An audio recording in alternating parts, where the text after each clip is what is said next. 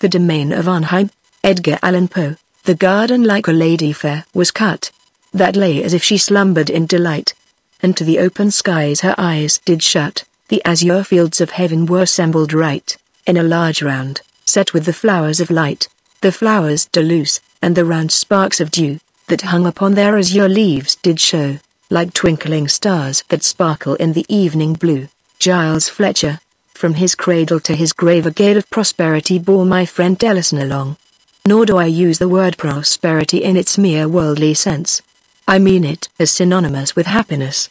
The person of whom I speak seemed born for the purpose of foreshadowing the doctrines of Turgot, Price, Priestley, and Condorcet, of exemplifying by individual instant what has been deemed the chimera of the perfectionists. In the brief existence of Ellison I fancy that I have seen refuted the dogma, that in man's very nature lies some hidden principle, the antagonist of bliss. An anxious examination of his career has given me to understand that in general, from the violation of a few simple laws of humanity arises the wretchedness of mankind, that as a species we have in our possession the as yet unwrought elements of content, and that, even now, in the present darkness and madness of all thought on the great question of the social condition, it is not impossible that man, the individual, under certain unusual and highly fortuitous conditions, may be happy.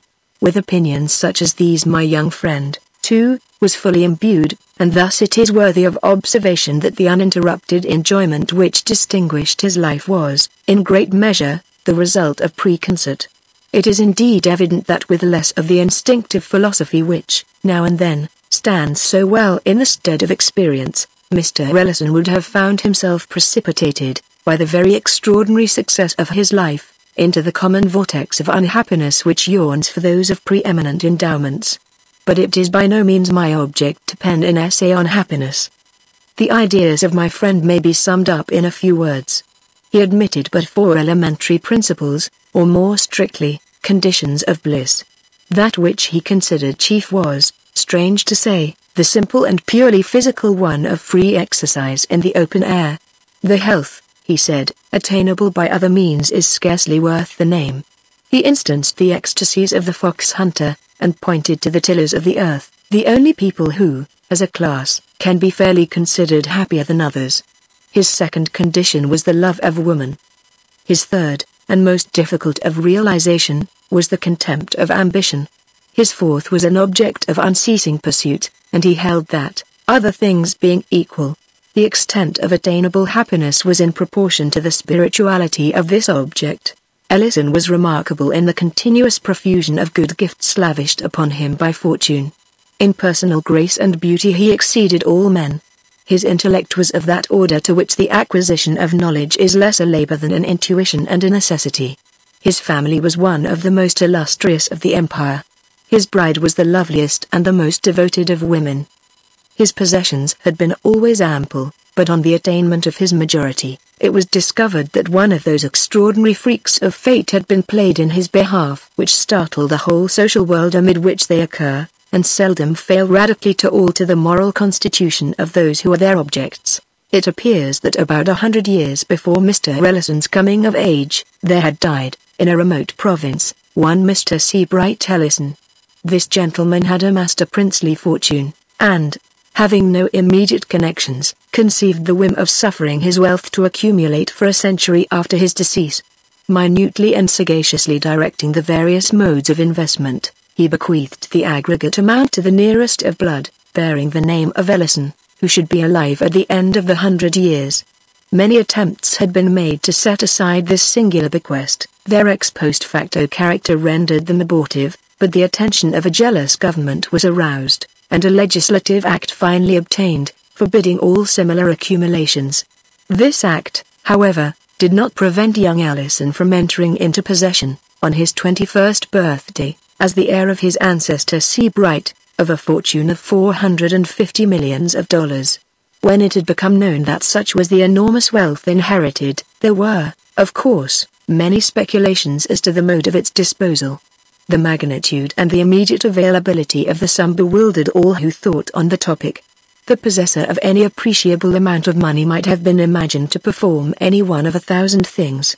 With riches merely surpassing those of any citizen, it would have been easy to suppose him engaging to supreme excess in the fashionable extravagances of his time, or busying himself with political intrigue, or aiming at ministerial power, or purchasing increase of nobility, or collecting large museums of virtue, or playing the munificent patron of letters, of science, of art, or endowing and bestowing his name upon extensive institutions of charity.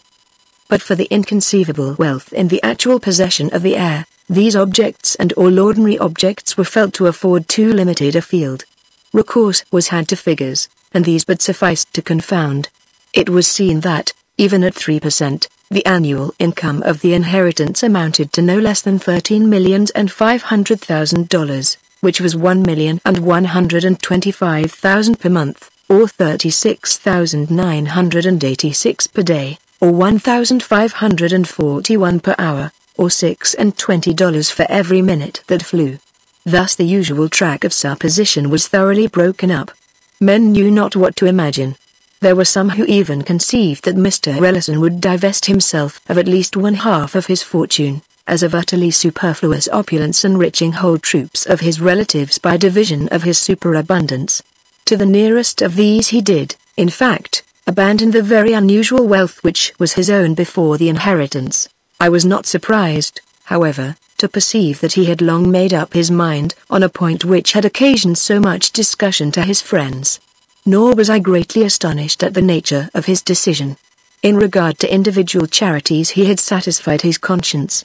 In the possibility of any improvement, properly so called, being effected by man himself in the general condition of man, he had, I am sorry to confess it, little faith.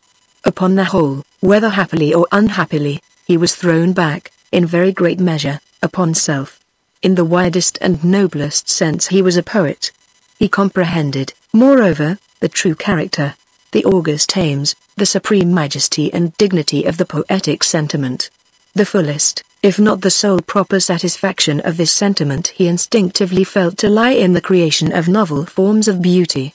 Some peculiarities, either in his early education, or in the nature of his intellect, had tinged with what is termed materialism all his ethical speculations, and it was this bias, perhaps, which led him to believe that the most advantageous, at least, if not the sole legitimate field for the poetic exercise, lies in the creation of novel moods of purely physical loveliness. Thus it happened he became neither musician nor poet, if we use this latter term in its everyday acceptation. Or it might have been that he neglected to become either, merely in pursuance of his idea that in contempt of ambition is to be found one of the essential principles of happiness on earth. Is it not, indeed, possible that, while a high order of genius is necessarily ambitious, the highest is above that which is termed ambition? And may it not thus happen that many far greater than Milton have contentedly remained mute and inglorious? I believe that the world has never seen and that, unless through some series of accidents goading the noblest order of mind into distasteful exertion, the world will never see that full extent of triumphant execution, in the richer domains of art, of which the human nature is absolutely capable. Ellison became neither musician nor poet, although no man lived more profoundly enamored of music and poetry. Under other circumstances than those which invested him, it is not impossible that he would have become a painter. Sculpture, although in its nature rigorously poetical, was too limited in its extent and consequences, to have occupied, at any time, much of his attention. And I have now mentioned all the provinces in which the common understanding of the poetic sentiment has declared it capable of expatiating. But Ellison maintained that the richest, the truest, and most natural, if not altogether the most extensive province, had been unaccountably neglected. No definition had spoken of the landscape gardener as of the poet, yet it seemed to my friend that the creation of the landscape garden offered to the proper muse the most magnificent of opportunities. Here, indeed, was the fairest field for the display of imagination in the endless combining of forms of novel beauty, the elements to enter into combination being, by a vast superiority, the most glorious which the earth could afford. In the multiform and multicolor of the flowers and the trees, he recognized the most direct and energetic efforts of nature at physical loveliness. and in the direction or concentration of this effort, or, more properly, in its adaptation to the eyes which were to behold it on earth, he perceived that he should be employing the best means, laboring to the greatest advantage in the fulfillment, not only of his own destiny as poet, but of the august purposes for which the deity had implanted the poetic sentiment in man, its adaptation to the eyes which were to behold it on earth. In his explanation of this phraseology, Mr. Ellison did much towards solving what has always seemed to me an enigma: I mean the fact, which none but the ignorant dispute, that no such combination of scenery exists in nature as the painter of genius may produce. No such paradises are to be found in reality as have glowed on the canvas of Claude. In the most enchanting of natural landscapes, there will always be found a defect or an excess, many excesses and defects. While the component parts may defy, individually, the highest skill of the artist, the arrangement of these parts will always be susceptible of improvement.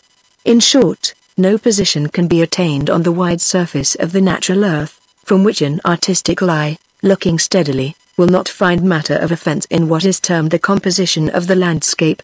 And yet how unintelligible is this! In all other matters we are justly instructed to regard nature as supreme. With her details we shrink from competition. Who shall presume to imitate the colors of the tulip, or to improve the proportions of the lily of the valley? The criticism which says, of sculpture or portraiture, that here nature is to be exalted or idealized rather than imitated, is in error. No pictorial or sculptural combinations of points of human liveliness do more than approach the living and breathing beauty.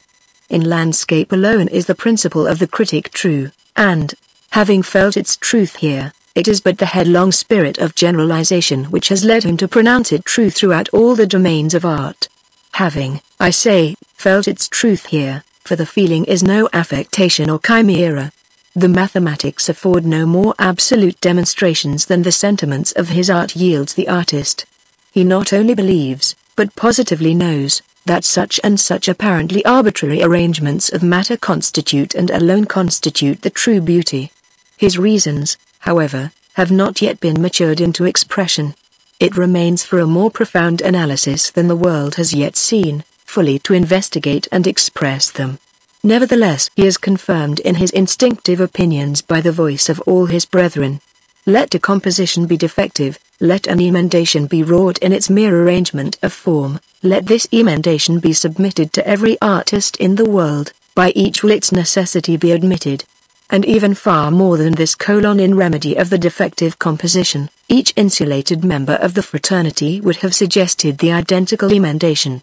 I repeat that in landscape arrangements alone is the physical nature susceptible of exaltation, and that, therefore, her susceptibility of improvement at this one point, was a mystery I had been unable to solve. My own thoughts on the subject had rested in the idea that the primitive intention of nature would have so arranged the earth's surface as to have fulfilled at all points man's sense of perfection in the beautiful, the sublime, or the picturesque, but that this primitive intention had been frustrated by the known geological disturbances of form and color grouping, in the correction or allaying of which lies the soul of art. The force of this idea was much weakened, however, by the necessity which it involved of considering the disturbances abnormal and unadapted to any purpose. It was Ellison who suggested that they were prognostic of death. He thus explained: admit the earthly immortality of man to have been the first intention. We have then the primitive arrangement of the earth's surface adapted to his blissful estate, as not existent but designed. The disturbances were the preparations for his subsequently conceived deathful condition. Now, said my friend, what we regard as exaltation of the landscape may be really such, as respects only the moral or human point of view. Each alteration of the natural scenery may possibly affect a blemish in the picture, if we can suppose this picture viewed at large in mass from some point distant from the earth's surface, although not beyond the limits of its atmosphere. It is easily understood that what might improve a closely scrutinized detail, may at the same time injure a general or more distantly observed effect. There may be a class of beings, human once, but now invisible to humanity, to whom, from afar, our disorder may seem or our unpicturesqueness picturesque, in a word, the earth angels, for whose scrutiny more especially than our own, and for whose death refined appreciation of the beautiful, may have been set in array by God the wide landscape gardens of the hemispheres. In the course of discussion, my friend quoted some passages from a writer on landscape gardening who has been supposed to have well treated his theme. There are properly but two styles of landscape gardening, the natural and the artificial. One seeks to recall the original beauty of the country, by adapting its means to the surrounding scenery, cultivating trees in harmony with the hills or plain of the neighboring land, detecting and bringing into practice those nice relations of size, proportion, and color which, hid from the common observer, are revealed everywhere to the experienced student of nature. The result of the natural style of gardening is seen rather in the absence of all defects and incongruities, in the prevalence of a healthy harmony and order, than in the creation of any special wonders or miracles. The artificial style has as many varieties as there are different tastes to gratify. It has a certain general relation to the various styles of building. There are the stately avenues and retirements of Versailles, Italian terraces, and a various mixed Old English style, which bears some relation to the domestic Gothic or English Elizabethan architecture. Whatever may be said against the abuses of the artificial landscape gardening, a mixture of pure art in a garden scene adds to it a great beauty. This is partly pleasing to the eye, by the show of order and design, and partly moral. A terrace, with an old moss-covered balustrade, calls up at once to the eye the fair forms that have passed there in other days. The slightest exhibition of art is an evidence of care and human interest. From what I have already observed, said Ellison, you will understand that I reject the idea, here expressed, of recalling the original beauty of the country. The original beauty is never so great as that which may be introduced. Of course, everything depends on the selection of a spot with capabilities. What is said about detecting and bringing into practice nice relations of size, proportion, and color, is one of those mere vaguenesses of speech which serve to veil an accuracy of thought. The phrase quoted may mean anything, or nothing, and guides in no degree. That the true result of the natural style of gardening is seen rather in the absence of all defects and incongruities than in the creation of any special wonders or miracles, is a proposition better suited to the groveling apprehension of the herd than to the fervid dreams of the man of genius. The negative merit suggested appertains to that hobbling criticism which, in letters, would elevate Addison into apotheosis. In truth, while that virtue which consists in the mere avoidance of vice appeals directly to the understanding, and can thus be circumscribed in rule, the loftier virtue, which flames in creation, can be apprehended in its results alone. Rule applies but to the merits of denial, to the excellencies which refrain. Beyond these, the critical art can but suggest. We may be instructed to build a Cato, but we are in vain told how to conceive a Parthenon or an Inferno. The thing done, however, the wonder accomplished, and the capacity for apprehension becomes universal. The sophists of the negative school who, through inability to create, have scoffed at creation, are now found the loudest in applause. What, in its chrysalis condition of principle, affronted their demure reason, never fails, in its maturity of accomplishment, to extort admiration from their instinct of beauty. The author's observations on the artificial style, continued Ellison, are less objectionable. A mixture of pure art in a garden scene adds to it a great beauty. This is just, as also is the reference to the sense of human interest. The principle expressed is incontrovertible, but there may be something beyond it. There may be an object in keeping with the principle, an object unattainable by the means ordinarily possessed by individuals, yet which, if attained, would lend a charm to the landscape garden far surpassing that which a sense of merely human interest could bestow. A poet, having very unusual pecuniary resources, might, while retaining the necessary idea of art or culture, or, as our author expresses it, of interest, so imbue his designs at once with extent and novelty of beauty, as to convey the sentiment of spiritual interference. It will be seen that, in bringing about such a result, he secures all the advantages of interest or design, while relieving his work of the harshness or technicality of the worldly art. In the most rugged of wildernesses, in the most savage of the scenes of pure nature, there is apparent the art of a creator, yet this art is apparent to reflection only, in no respect has it the obvious force of a feeling. Now let us suppose this sense of the Almighty designed to be one step depressed to be brought into something like harmony or consistency with the sense of human art to form an intermedium between the two. Let us imagine, for example, a landscape whose combined vastness and definitiveness, whose united beauty, magnificence, and strangeness, shall convey the idea of care, or culture, or superintendence, on the part of beings superior, yet akin to humanity. Then the sentiment of interest is preserved, while the art intervolved is made to assume the air of an intermediate or secondary nature, a nature which is not God, nor an emanation from God, but which still is nature in the sense of the handiwork of the angels that hover between man and God. It was in devoting his enormous wealth to the embodiment of a vision such as this in the free exercise in the open air ensured by the personal superintendence of his plans in the unceasing object which these plans afforded, in the high spirituality of the object, in the contempt of ambition which it enabled him truly to feel, in the perennial springs with which it gratified, without possibility of satiating, that one master passion of his soul, the thirst for beauty. Above all, it was in the sympathy of a woman, not unwomanly, whose loveliness and love enveloped his existence in the purple atmosphere of paradise, that Allan thought to find, and found, exemption from the ordinary cares of humanity, with a far greater amount of positive happiness than ever glowed in the rapt daydreams of the stale. I despair of conveying to the reader any distinct conception of the marvels which my friend did actually accomplish. I wish to describe, but am disheartened by the difficulty of description, and hesitate between detail and generality. Perhaps the better course will be to unite the two in their extremes. Mr. Ellison's first step regarded, of course, the choice of a locality, and scarcely had he commenced thinking on this point, when the luxuriant nature of the Pacific Islands arrested his attention. In fact, he had made up his mind for a voyage to the South Seas, when a night's reflection induced him to abandon the idea. "Were I misanthropic," he said, "such a locale would suit me. The thoroughness of its insulation and seclusion, and the difficulty of ingress and egress, would in such case be the charm of charms, but as yet I am not Timon. I wish the composure but not the depression of solitude. There must remain with me a certain control over the extent and duration of my repose. There will be frequent hours in which I shall need, too, the sympathy of the poetic in what I have done. Let me seek, then, a spot not far from a populous city whose vicinity, also, will best enable me to execute my plans." In search of a suitable place so situated, Allan travelled for several years, and I was permitted to accompany him. 1,000 spots with which I was enraptured he rejected without hesitation, for reasons which satisfied me, in the end, that he was right.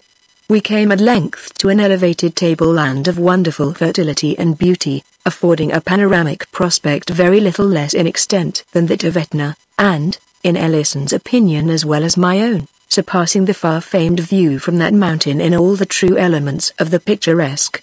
"I'm aware," said the traveller, as he drew a sigh of deep delight after gazing on this scene, entranced, for nearly an hour, "I know that here, in my circumstances, 9/10 of the most fastidious of men would rest content. This panorama is indeed glorious, and I should rejoice in it but for the excess of its glory. The taste of all the architects I have ever known leads them, for the sake of prospect, to put up buildings on hilltops. The error is obvious.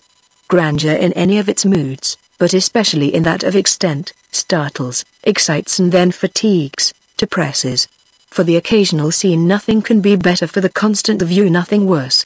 And, in the constant view, the most objectionable phase of grandeur is that of extent, the worst phase of extent, that of distance. It is at war with the sentiment and with the sense of seclusion, the sentiment and sense which we seek to humor in retiring to the country. In looking from the summit of a mountain we cannot help feeling abroad in the world. The heartsick avoid distant prospects as a pestilence. It was not until toward the close of the 4th year of our search that we found a locality with which Allan professed himself satisfied. It is, of course, needless to say where was the locality. The late death of my friend, in causing his domain to be thrown open to certain classes of visitors, has given to Arnheim a species of secret and subdued if not solemn celebrity, similar in kind, although infinitely superior in degree, to that which so long distinguished Funth Hill. The usual approach to Arnheim was by the river.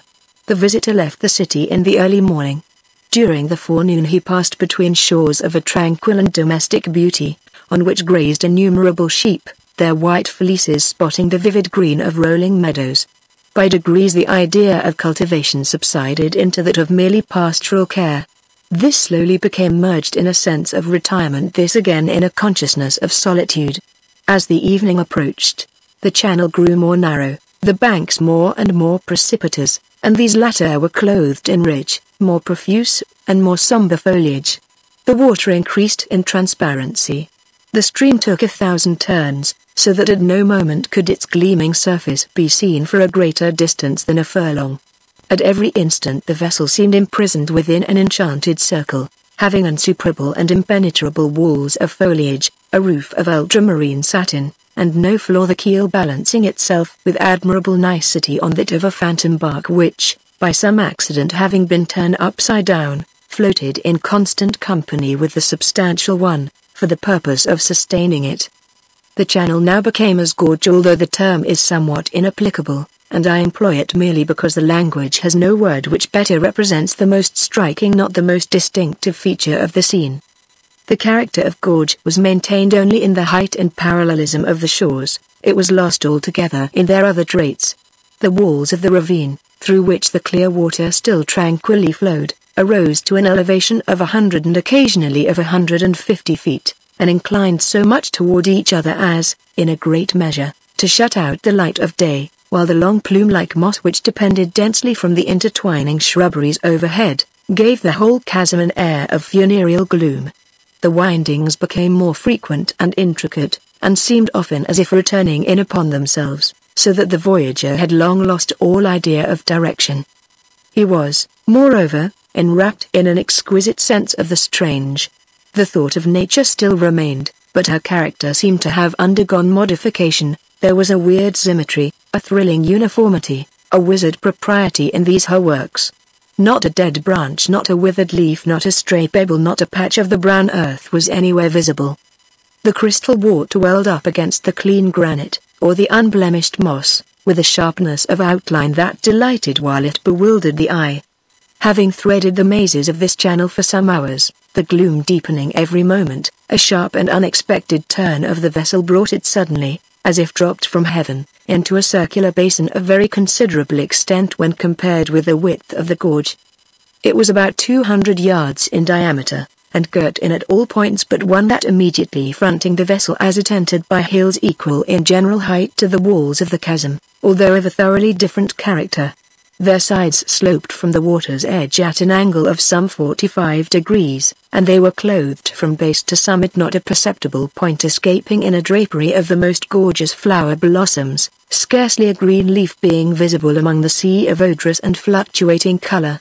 This basin was of great depth, but so transparent was the water that the bottom, which seemed to consist of a thick mass of small round alabaster pebbles, was distinctly visible by glimpses, that is to say, whenever the eye could permit itself not to see, far down in the inverted heaven, the duplicate blooming of the hills. On these latter there were no trees, nor even shrubs of any size. The impressions wrought on the observer were those of richness, warmth, color, quietude, uniformity, softness, delicacy, daintiness, voluptuousness, and a miraculous extremeness of culture that suggested dreams of a new race of fairies, laborious, tasteful, magnificent, and fastidious. But as the eye traced upward the myriad-tinted slope, from its sharp junction with the water to its vague termination amid the folds of overhanging cloud, it became, indeed, difficult not to fancy a panoramic cataract of rubies, sapphires, opals, and golden onyxes, rolling silently out of the sky. The visitor, shooting suddenly into this bay from out the gloom of the ravine, is delighted but astounded by the full orb of the declining sun, which he had supposed to be already far below the horizon, but which now confronts him, and forms the sole termination of an otherwise limitless vista seen through another chasm-like rift in the hills. But here the voyager quits the vessel which has borne him so far, and descends into a light canoe of ivory, stained with arabesque devices in vivid scarlet, both within and without.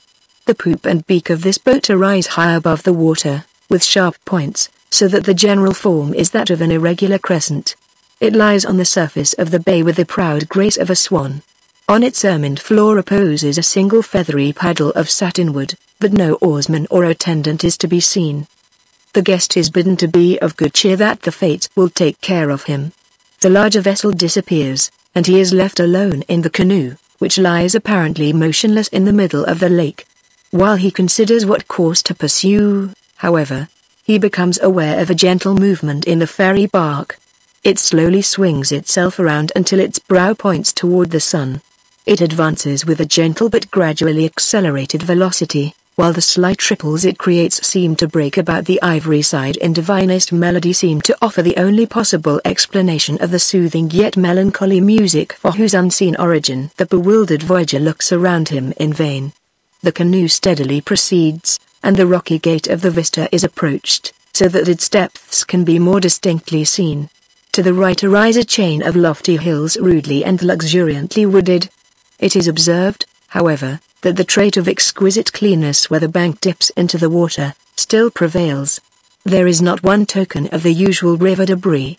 To the left the character of the scene is softer and more obviously artificial. Here the bank slopes upward from the stream in a very gentle ascent, forming a broad sward of grass of a texture resembling nothing so much as velvet, and of a brilliancy of green which would bear comparison with the tint of the purest emerald. This plateau varies in width from 10 to 300 yards, reaching from the riverbank to a wall, 50 feet high, which extends, in an infinity of curves, but following the general direction of the river, until lost in the distance to the westward.